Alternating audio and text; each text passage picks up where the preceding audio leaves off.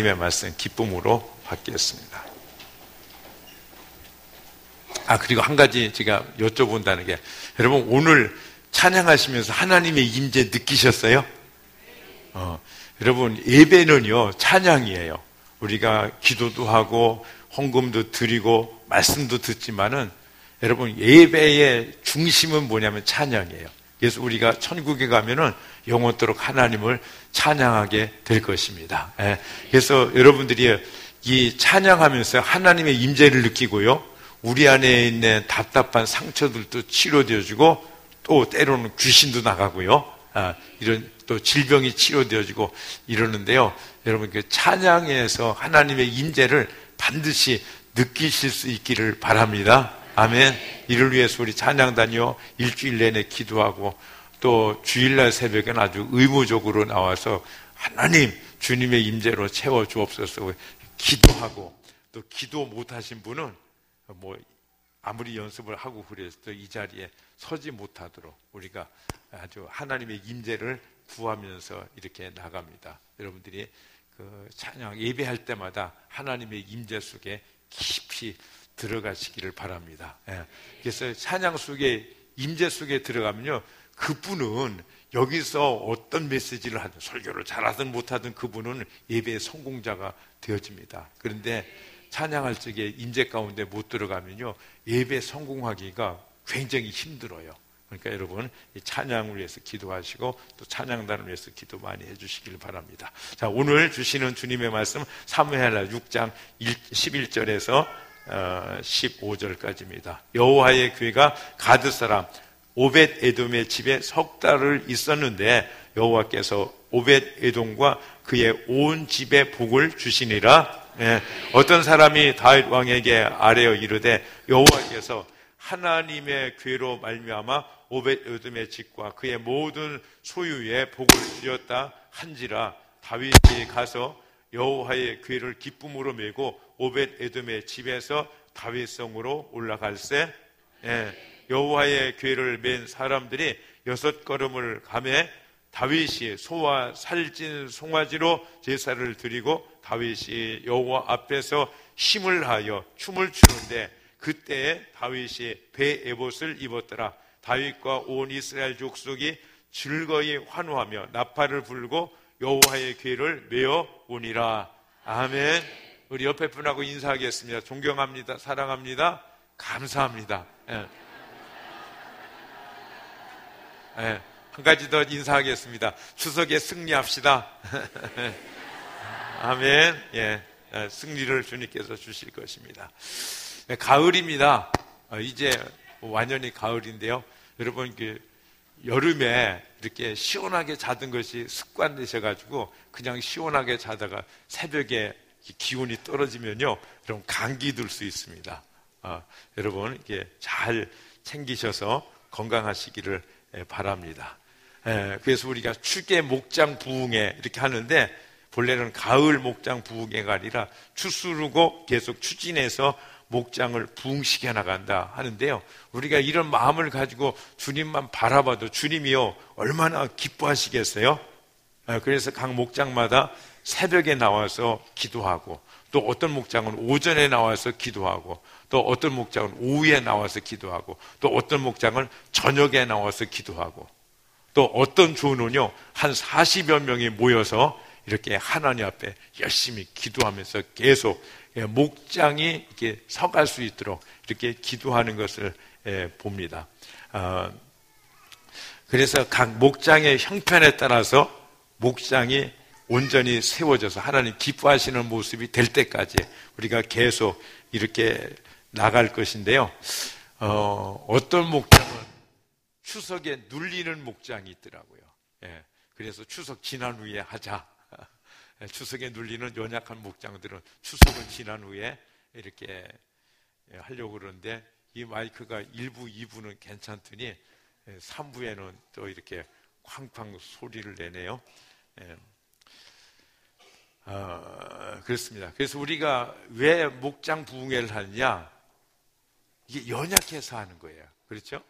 그래서 연약해서 추계 부흥회를 하는데, 연약함에도 불구하고 주님을 바라보며 나가면은 주님은 엄청 기뻐하시는 줄로 믿습니다. 그래서 우리가요, 작은 능력으로 하고자 하면은 하나님께서 보시고 더 대견스럽게 여기시는 거예요.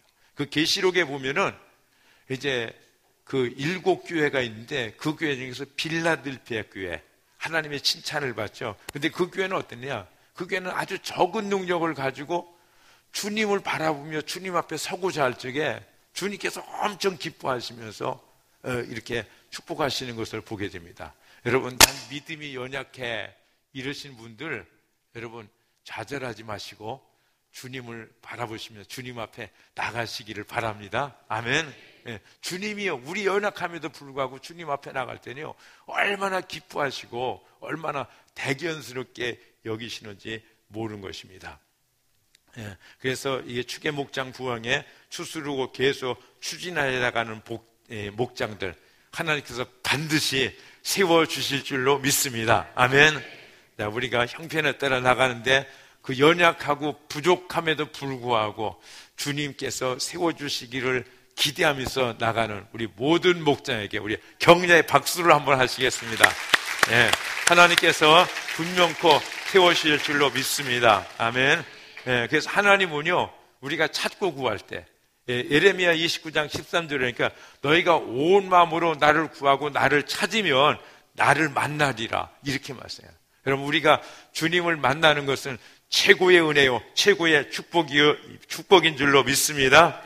그래서 우리가 온 마음으로 구하면, 온 마음으로 찾으면 된다, 이렇게 말씀합니다. 그래서 우리가 온 마음으로 찾고 온 마음으로 구할 적에 하나님은 어떻게 만나주시는가, 그럼 하나님이 어떻게 오시는가? 그건 말씀으로 오세요. 하나님은 말씀이십니다. 말씀으로 온 세상을 다 만드셨어요. 그래서 말씀으로, 이 세상에 있는 모든 것들이 다 하나님이 만드시지 않으신 것이 없는데 그 만들어진 모든 것들은 무엇으로 만들어졌다? 말씀으로 만들어졌다. 그래서 하나님께서요, 태초에 이렇게 모든 우리 인간들도 만드시고 인간의 복 주시길 원하셨는데 어떻게 복 주시느냐? 말씀으로 복 주시는 줄로 믿습니다. 구약의 여러 선지자들을 통해서 말씀하시고 특별히 이게 모세를 통해서 하나님께서 말씀하실 적에 하나님이 말씀하신 그 말씀이 돌 위에 새겨지죠. 그래서 우리는 이것을 가리켜서 뭐라고 그러냐면 십계명이다, 이렇게 얘기합니다. 하나님께서요, 그 다음에 법궤를 만들게 하시고 그 법궤 안에 십계명을 넣게 하시고 또 무엇을 넣었어요? 아론의 쌍난지팡이. 또 무엇을 넣었어요? 만나. 이렇게 해주세요. 자, 아론의 쌍난지팡이는 성령의 능력으로 역사하시는 하나님의 권능을 상징할, 즉 예수님을 상징하는 거예요. 십계명은 무엇을 상징할까요? 뭐 상징할 것도 없죠. 그대로 말씀이죠. 만나는 무엇을 의미할까요? 이스라엘 백성들이 매일같이 먹어야 사는 그 만나. 이것은 우리 하나님의 모든 자녀들이 계속해서 먹어야 사는 영적인 양식, 말씀을 의미하는 줄로 믿습니다. 그래서 이 법궤는 뭐냐면은, 이 법궤는요, 지팡이 대신 예수님. 또 하나는 무엇이에요? 말씀이에요. 그래서 오늘 말씀에 다윗은 하나님의 법궤를 운반하여서 다윗성으로 옮겨가요.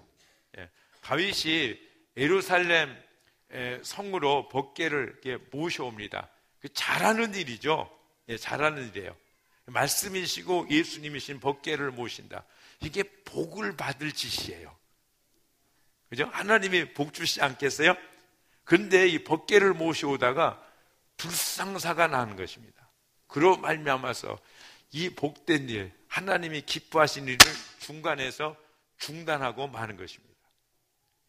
여러분, 왜 그랬을까? 여러분, 법궤를 모셔온 일에 다윗은 온 정성을 다했어요. 그래서 몇 명이 동원됐어요? 3만 명이나요. 여러분, 말이 3만 명이지. 여러분, 3만 명 생각해 보시죠. 3천도 많고 300도 많은데 여러분, 3만 명이 이렇게 동원이 있어요. 그런데 3만 명 동원된 사람도 어떤 사람이요? 뽑아서 세웠다는 거예요. 자, 북한에서요, 남한에서 무슨 경기할 적에 응원단 이렇게 혹한 보내는 일이 있죠? 그러면 어떡합니까? 아무나 보냅니까? 뽑아서 보내는 거죠. 근데 이스라엘에서 이 3만 명이 뽑아진 사람들이에요. 그리고 이제 이 법궤를 옮길 적에 어떻게 합니까? 새 수레를 이용했어요. 아마 이 수레는 특별하게 만들었을 거예요. 그죠? 근데 우리가 장례식 운구할 적에 뭘 써요? 뭐 리무진 같이 이런 차를 쓰잖아요. 아마 이 특별한 새 수레에 이 하나님의 법궤를 싣고 이제 오는 것입니다. 한번 상상해 보세요. 얼마나 뿌듯하겠어요. 그죠? 모든 백성들이 감격인 것입니다. 감격의 도가니 가운데 들어가는 것입니다.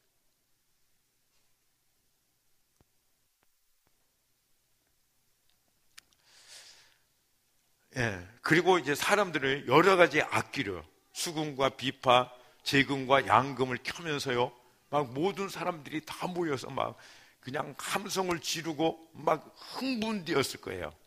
근데 이 법궤를 옮길 적에요, 아비나답의 집, 그 산골, 산에 있는 그 법궤를 옮겨, 이게 좁은 산길을 지나서 이제 나곤의 타작마당, 그 넓은 곳이죠.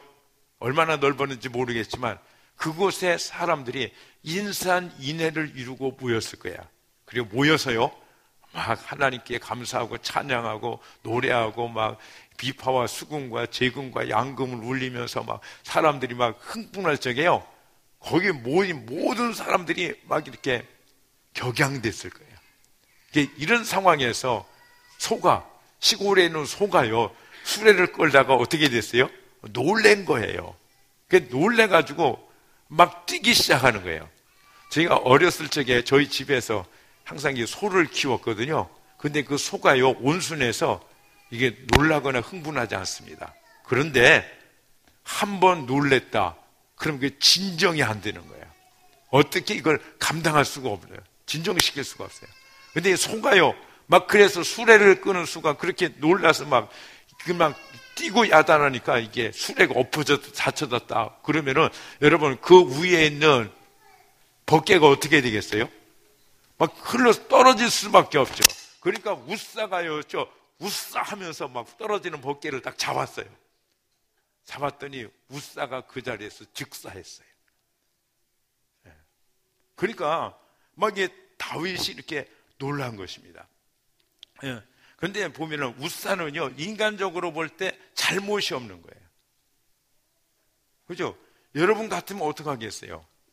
여러분 하다못해 사과 개짝이 떨어지더라도 이렇게 막을 거 아니에요. 그런데 하물며 하나님의 궤가 떨어지려고 하는데 여러분 막지 않겠어요? 붙잡지 않겠어요? 인간적으로는 전혀 잘못이 없는 것입니다. 그런데 하나님의 법, 말씀에는 위배되는 것이. 민수기 4장에 보니까 법궤는 어깨에 매라 이렇게 말씀해요. 수레에 실으라는 이런 말씀이 전혀 없어요. 그러면서 만지면은 죽는다라고 엄히 경고하고 계시는 거죠. 여러분, 법궤는 매는 것입니다. 요단을 건널 때도 법궤를 제사장들이 맸어요. 여리고성을 돌 때도 제사장들이 법궤를 메고 돌았던 것입니다. 그런데 이 말씀대로 하지 않고 다윗은 그 법궤를 자기 생각, 이렇게 하면 더 하나님 기뻐하시겠지 하면서 새 수레, 좋은 수레에다가 법궤를 싣고 움직이는 것입니다.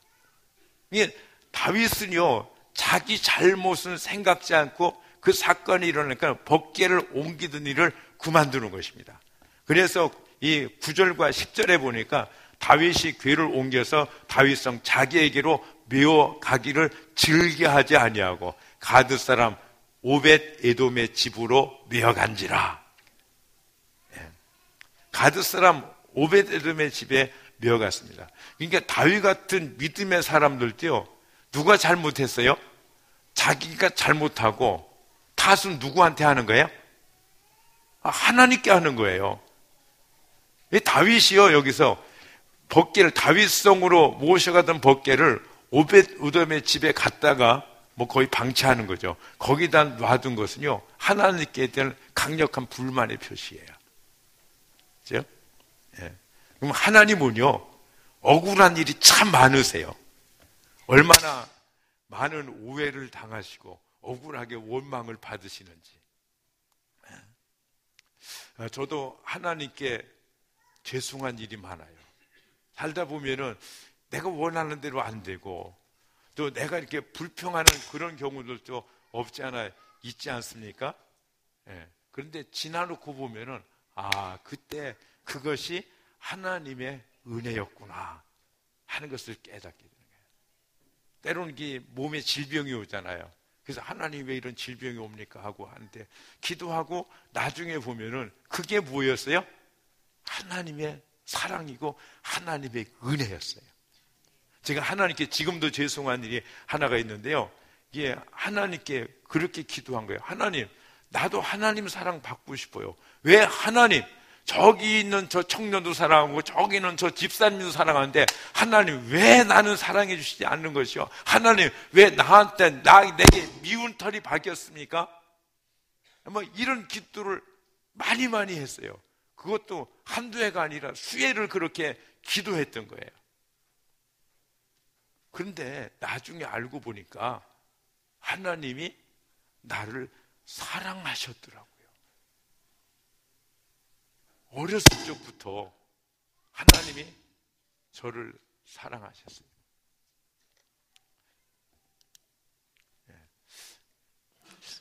이게요, 지금 마이크 이게요, 어디 가져가도 이상이 없다고 그러는데 1부, 2부도 괜찮다고 해요. 3부에는요, 이게 또 이게 소리가 나거든요. 이제 기도하는 것밖에 없는 것 같아요. 여러분, 기도하는 것밖에 없는 것 같아요. 기도 많이 해주시길 바랍니다. 아멘. 이거 우리 토요일이면요, 기도해요. 오전에 중보 기도하고 또 오후에 중보 기도 저녁에 하거든요. 8시 반에서 9시 반까지 이렇게 중보 기도를 하는데 어저께 또 이렇게 몇 분이 나오셔서 열심히 기도했어요. 기도했는데 그좀 기도하는데 이렇게 힘이 딸리는 것 같아요. 제가 일부에 이제 설교하려고 저쪽에 앉아 있는데 막 이게 피곤이 싹 오는 거예요. 와가지고 왜 그럴까 하면서 체력이 딸린다 이렇게 생각을 했는데 제가요 어저께 저녁에 1시간 여기 돌면서 소리쳐서 기도하거든요. 그러놓고 이제 아침에 새벽에 와서 또 1시간 또 이렇게 막 소리쳐서 기도하는데 무슨 기도예요? 예배를 위해서 기도하는 거예요. 어저께 밤에도 또 오늘 아침에도 이렇게 기도하는데요. 여러분 함께 오셔서 기도할 수 있기를 바랍니다. 아멘. 근데요 그 시간은 다 그래요. 주말 오후에 쉬고 싶은 시간이잖아요. 그죠? 그러니까 나오기가 굉장히 번거로운 거예요. 근데 또 한 가지는 그 시간은 누구든지 마음만 있으면 특별한 경우 아니고 나올 수 있는 시간이에요. 토요일 날 8시 30분부터 9시 반까지. 여러분 많이 나오셔서 함께 기도하시기를 바랍니다. 아멘. 그래서 여러분들이 부르짖어 소리질러 기도하면은 제 목이 지금도 좀 쉬어 있거든요. 근데 제 목이 좀 편안할 거예요. 그래서 토요일 날 저녁은 제가 그렇게 기도 안 하고 주일 새벽에만 나와서 부르짖어 기도하고 그리고 토요일 날은 제가 쉬고 여러분들이 나오셔서 좀 기도해 주셨으면 감사하겠습니다. 부탁드립니다. 아멘. 자, 우리는 주님의 일을 함께 분담해서 가는 자들인 줄로 믿습니다. 아멘. 그래서요, 이게 주님이 그전에도 나를 사랑하신다라고 하고 병연아 내가 너를 사랑한다. 하나님이 날 사랑하십니까? 나도 좀 사랑해 주세요. 이렇게 하나님 앞에 부르짖고 투정할 때마다 주님은 내가 너를 사랑한다. 이렇게 말씀하시는데 이 미혹한 것이 그거 깨닫지 못하고 계속 하나님을 향해서 뭐라고 했어요? 이건 뭐 기도가 아니에요. 원망이고 불평이고 항의지. 하나님 나도 좀 사랑해 주세요. 왜 나를 사랑하지 않으십니까? 이렇게 기도했는데요. 여러분 제 기도를 들으시는 주님께서요. 얼마나 가슴이 아프셨을까? 얼마나 가슴이 아프셨을까? 제가요 하나님의 그 사랑을 깨닫고는요 얼마나 회개했는지 눈물 콧물 쏟으면서 그냥 바닥에서 뒹굴면서 하나님 죄송합니다. 하나님 얼마나 그때 마음이 아프시고 얼마나 하나님 속상하셨어요. 제가 그렇게 기도를 했습니다. 여러분 우리가요 하나님을 몰라서 하나님을 오해하고 우리가 하나님께 잘못 기도하고 그런 경우들이 너무나 많은 것을 봅니다. 그래서 다윗은요, 하나님을 온전히 알지 못해요. 그래서 법궤를 가드 사람 오벳 에돔의 집에 놔두어 버렸어요.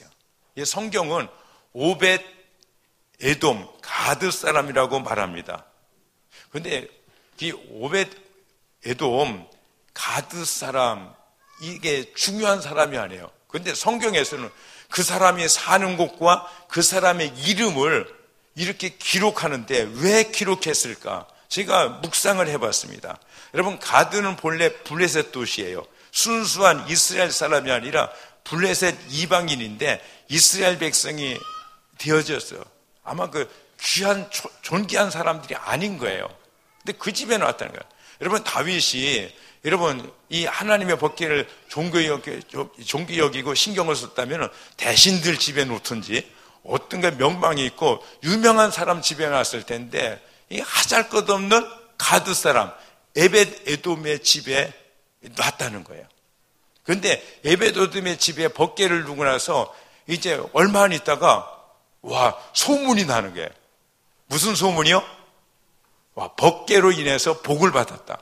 여러분, 하나님께서 3개월 만에 도대체 무슨 복을 주셨길래 온 이스라엘 나라에 소문이 쫙 나가지고 왕인 다윗의 귀에까지 들어갔을까요? 참 엄청난 복인 거예요. 6장 11절에 보니까 여호와의 계가 가드 사람 오벳 에돔의 집에 석 달을 있었는데 여호와께서 오벳 에돔과 그의 온 집에 복을 주시니라. 아멘. 그래서 결국 다윗은 다시 법궤를 다윗성으로 모셔오기로 하죠. 근데 모셔올 적에 어떻게 모셔옵니까? 옛날같이 술에 싫지 않고 메어서 오는 거예요. 그래서 12절에도 메고 오벳 에돔의 집에서 다윗성으로 옮겼다 말씀했고 15절에도 나팔을 불고 여호와의 길을 메어오니라 이렇게 말씀해요. 여러분, 아무리 우리가 잘하고 멋지게 해도 열심히 해도 하나님 말씀대로 해야 되는 줄로 믿습니다. 어떤 사람이 자기가 의로워요. 자기가 열심히 특심해요. 그래서 자기 생각대로 이렇게 하는 거예요. 이제 그런 사람에게는 뭐가 있냐면 내가 그래도 잘하지, 내가 의롭지 않은 이런 생각이 있거든요. 이런 사람의 특징은 뭐냐면요, 다른 사람이 못마땅한 거예요. 그래서 비판하고 판단하고 하는 이런 일들을 하게 되어지죠. 그런데 주님은요, 이 일을 절대로 금하세요. 자, 우리는 율법적으로 다른 사람을 비판하고 원망하고 판단의 사람이 아니라 하나님의 은혜로 살아가는 자들인 줄로 믿습니다. 그래서 주님께서 이렇게 말씀하세요. 야고보서 4장 11절에서 12절 우리 다 같이 한번 제가 읽겠습니다. 형제 자매 여러분, 서로 헐뜯지 마십시오. 자기 형제 자매를 헐뜯거나 심판하는 사람은 율법을 헐뜯고 율법을 심판하는 것입니다. 그대가 율법을 심판하면 그대는 율법을 행하는 사람이 아니라 율법을 심판하는 사람입니다. 율법을 제정하신 분과 심판하시는 분은 한 분이십니다. 그는 구원하실 수도 있고 멸망시키실 수도 있습니다. 도대체 그대가 누구기에 이웃을 심판합니까? 이게 무슨 말씀이에요? 절대로 다른 사람을 비난하거나 판단하거나 심판하지 말라는 것입니다. 아멘. 그래서 하나님께 무슨 말씀하세요? 네가 하나님이냐? 이런 말씀을 하시는 것입니다. 이 말은 여기서 저도 중단하겠습니다. 단순히 소개하는데요, 이게 더 나가다 보면 나도 하나님이 되어서 다른 사람을 판단하는 이런 우를 범할 수 있기 때문입니다. 여러분, 우리는 말씀대로 서야 되는 줄로 믿습니다. 말씀대로 가야 됩니다. 아멘. 말씀대로 살아야 됩니다. 아멘. 그럼 우리가 어떻게 말씀대로 살 것인가? 제가 지난 주일 골로새서를 가지고 설교를 했죠. 저는 이 설교한 말씀을 가지고 제가 묵상하고 제 삶에 적응하면서 사는데요, 주님께서 이 말씀이 저에게 들어와 박히게 하셨어요. 골로새서 3장 16절 우리 다 같이 한번 읽어보겠습니다. 시작. 그리스도의 말씀이 너희 속에 풍성히 거하여 모든 지혜로 피차 가르치며 권면하고 시와 찬송과 신령한 노래를 부르며 감사하는 마음으로 하나님을 찬양하고. 아멘. 자, 그리스도의 말씀이 너희 속에 풍성히 거하여. 여러분, 하나님의 말씀대로 살 수 있도록 하나님께서 엄청난 은혜를 주시는 거예요. 이를 위해서 그리스도의 말씀, 하나님의 말씀이 어떻게 됐다고요? 우리 안에 풍성이 거한다는 거예요. 아멘. 여기서 거한다라는 말씀을 원문으로 찾아보니까 에노이 케오란데요. 이게 뭐 어디에 살다, 어디에 거주하다 이런 뜻입니다. 그래서 하나님의 말씀이 우리 안에 어떻게 해요? 거주하시는 거예요. 아멘. 우리 안에서 사시는 줄로 믿습니다. 아멘. 요한복음 1장 14절에 말씀이 육신이 되어 우리 가운데 거하시며 그랬어요. 말씀이 뭐가 됐어요? 육신이 됐어요. 말씀이 뭐가 됐어요? 예수님이 되셨어요. 그래서 그 주님이 어떻게 해요? 우리 안에 거하시는 거예요. 우리 안에 사시는 줄로 믿습니다. 예. 여러분, 예수님 영접하셨습니까?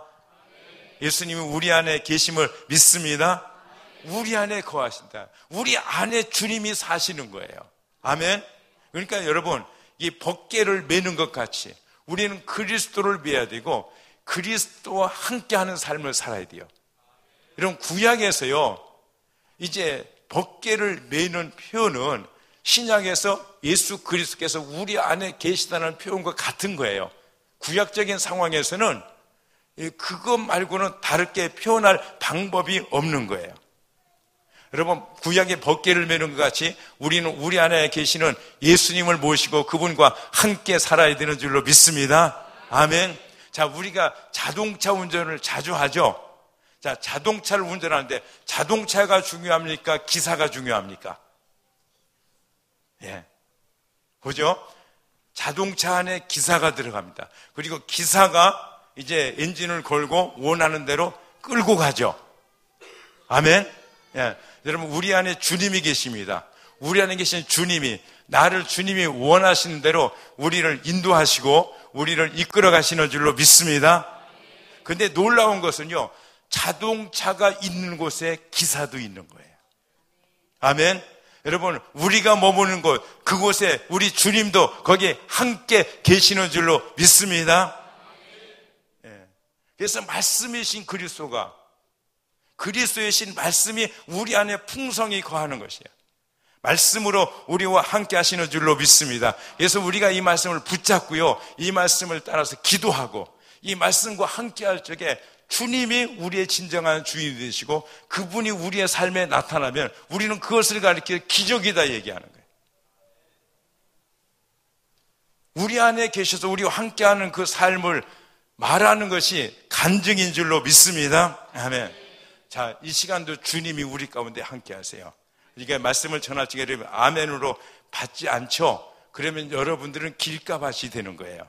그러니까 주님이 말씀으로 오시는데 그분과 상관이 없는 거예요. 그죠? 말씀이 떨어집니다. 씨가 떨어집니다. 길가 단단한 곳 위에 떨어지잖아요. 그러면 새들이 와서 콕콕 그냥 생겨버려요. 마귀가 와서 떨어지는 그 말씀이, 여러분 우리 안에 들어가야 될 말씀을 원수 마귀가 다 받아 그냥 먹어버리는 거예요. 그 다음에는 어떤 밭이 있습니까? 두 번째는 돌짝밭이죠. 여러분, 아멘으로 받습니다. 근데 더 이상 기억도 안 합니다. 묵상도 안 합니다. 붙잡고 기도도 안 합니다. 근데 무언가 되는가 싶은데 아무런 영향력도 실제로는 없는 거예요. 그래서 이런 사람들은 뭐냐면 여기 앉아서 예배 드릴 때는 뭐가 느낌이 있어요. 뭔가 은혜도 받는 것 같아요. 뭔가 괜찮은 것 같아요. 그런데 자리에 일어나서 성전 문을 나가면은 아무것도 없어요. 아무것도 없어요. 그래서요, 이것이 그냥 삶의 습관이 돼버리잖아요. 그러면서 교회만 출석하잖아요.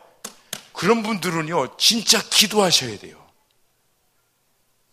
진짜 기도하셔야 돼요. 그 다음에 가시떨기 나무밭입니다. 말씀을 받습니다. 말씀을 붙잡고 기도합니다. 그 말씀 묵상합니다. 열매 맺도록 자랍니다. 믿음의 사람입니다.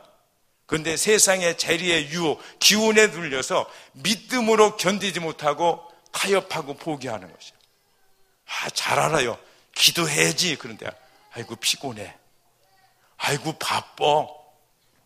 그러면서요 기도하지 못하는 것입니다. 아멘으로 받고 그 말씀을 따라요. 그러니까 굉장한 믿음 같아요. 목자까지 할 수 있어요. 그런데 하다 보면 힘들죠. 그러니까 좀 편하게 살고 싶은 유혹이, 세상의 유혹이 자꾸 오는 것입니다. 그러면서 뭐 적당히 하지. 그러면서 아이고 목자 그냥 힘들고 어려운데 내려놓지 이런 유혹이 만만치가 않은 거예요. 자꾸 흔들리는 것입니다. 그 열매를 맺는 것 같은데 주님 앞에 서보면은 아무것도 없어요. 이런 분들은 기도하셔야 돼요. 금식하며 기도하시든지 하나님 앞에 진실되게 나가셔야 돼요. 그 다음은 옥토죠. 아멘으로 받고 말씀을 묵상합니다. 말씀을 붙들고 기도합니다. 어떠한 상황에서도 흔들리지 않습니다. 그 말씀의 의미와 나를 향한 주님의 뜻을 알고 그리스도의 말씀이, 부활하신 주님이 내 안에 풍성히 거하게 하시는 가장 정상적인 자녀, 주님의 음성을 듣고 주님의 뜻을 깨닫는 자인 줄로 믿습니다. 주님의 음성을 듣는다는 것은요, 무슨 육성으로 듣는다, 뭐 그럴 수도 있죠. 그렇지만 하나님의 말씀을 붙들고 그 말씀을 붙잡고 기도하고 그 말씀을 따라 살려고 할 적에 하나님께서는 그 의미를 깨닫게 하시고 하나님이 원하시는 것들을 우리가 생각나게 해 주시는 줄로 믿습니다. 그래서 요한복음 10장에 보면은 내 양들은 내 목소리를 알아듣는다. 나는 내 양들을 알고 내 양들은 나를 따른다는 거예요. 아멘. 그래서 어떡합니까? 30배, 60배, 100배의 열매를 맺는 것입니다. 여러분, 옥토인 것입니다. 여러분, 시편에서 뭐라고 하냐, 이런 사람들을 가리켜서 시편 1장 1절에서 시편을 열면서 하나님 기록한 말씀이 뭐냐면, 읽어봅시다. 시편 1편에서 3절까지 다 같이 읽겠습니다. 여러분 좋아하시는 구절이죠? 같이 큰 소리로 읽습니다. 시작. 복이 있는 사람은 악인들의 꾀를 따르지 아니하며 죄인들의 길에 서지 아니하며 오만한 자들의 자리에 앉지 아니하고 오직 여호와의 율법을 줄고하여 그의 율법을 주야로 묵상하는도다. 그는 시냇가에 심은 나무가 철을 따라 열매를 맺으며 그 잎사귀가 마르지 아니한 같으니 그가 하는 모든 일이 다 형통하리로다. 그러니까 율법, 즉 하나님의 말씀을 주야로 묵상하는 거예요. 이 말씀을 붙들고 의지하면서 나가는 것입니다.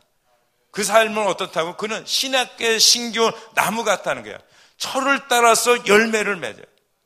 잎사귀가 마르지 않아요. 가물 때에도 환난과 어려움을 지나 그것 때문에 흔들리지 않고 철을 따라서 열매를 맺는 거예요.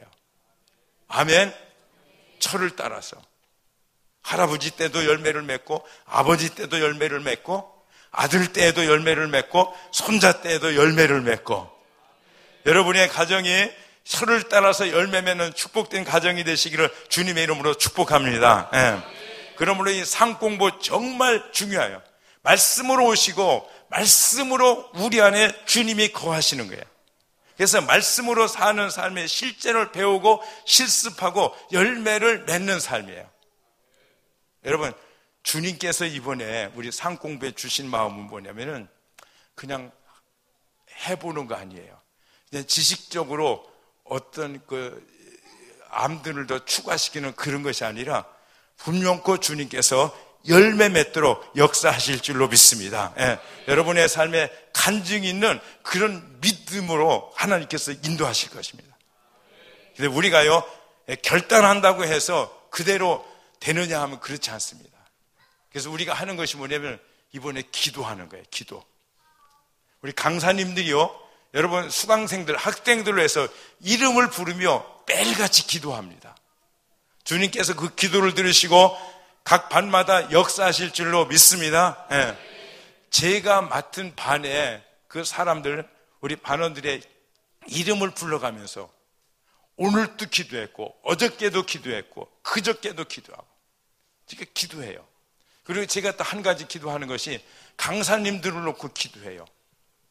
매일 새벽은 물론이고 기도할 때마다 생각나는 대로 우리 강사님들을 위해서 기도해요. 하나님, 우리 강사님들이 하나님을 전적으로 의지하고 그리고 자기 머리, 자기 지식 가지고 뭔가 하려는 어리석음을 떨쳐버리고 그리고 오직 주님 앞에 기도하고 주님을 의지하면서 주님이 일하시는 그 증거와 역사들을 보게 하여 주시옵소서. 여러분, 수강하시는 여러분들 꼭 기도하시기를 주님의 이름으로 축복합니다. 아멘. 예. 또 우리는 모두는요, 주일마다 말씀을 받아요.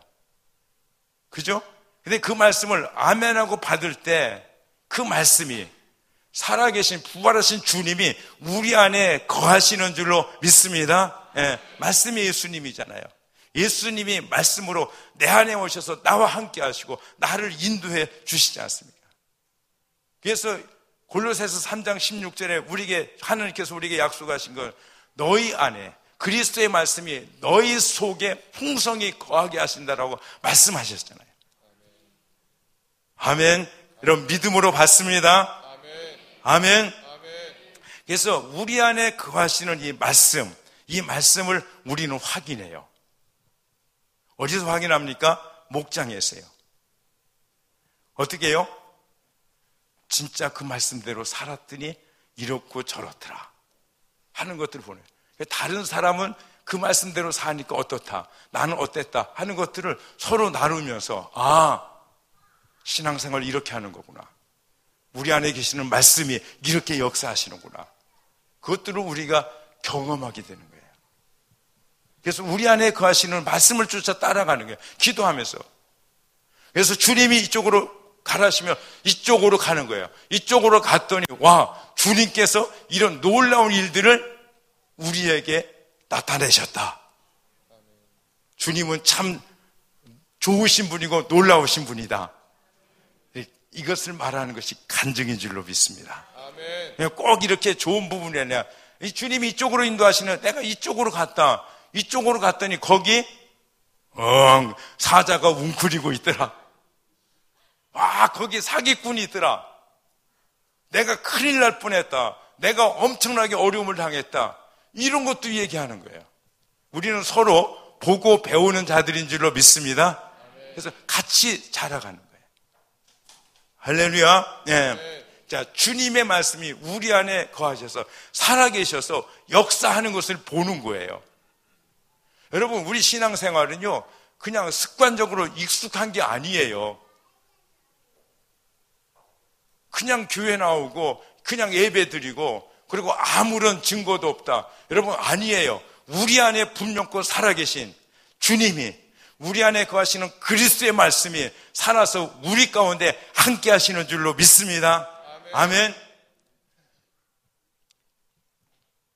그래서 그리스도의 말씀이 너희 속에 풍성하게 거주하여 살아계셔서, 이게 놀라운 은혜예요.